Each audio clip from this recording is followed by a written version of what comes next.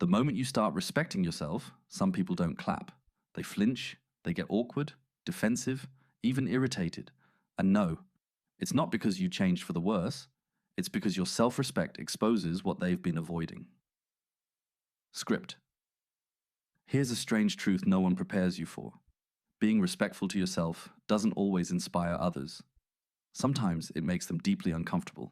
Not because you're arrogant, not because you think you're better than anyone, but because self-respect quietly redraws boundaries, and not everyone benefits from that.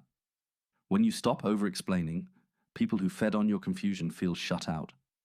When you stop apologizing for existing, those who relied on your guilt feel threatened. When you say no without a novel attached, it forces others to confront something scary. They were never entitled to your time, energy, or silence. Self-respect changes the rules of engagement. You no longer laugh at jokes that belittle you.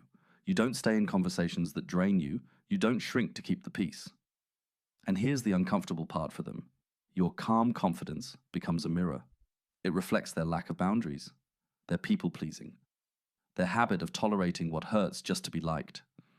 So instead of asking themselves hard questions, some people rewrite the story. You've changed. You're cold now. You're selfish. You think you're too good. But what they really mean is, you no longer play the role that made me comfortable. Self-respect is quiet. It doesn't announce itself. It doesn't need validation. And that silence?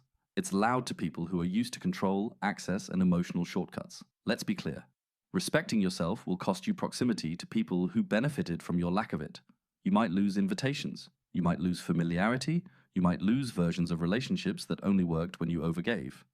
But what you gain is something most people spend their entire lives chasing: peace without performance, confidence without comparison, relationships that don't require self-betrayal. If someone feels uncomfortable because you're finally treating yourself with dignity, that discomfort isn't your responsibility, it's information. And sometimes, the strongest act of self-respect is letting people be uncomfortable while you stay rooted in who you are.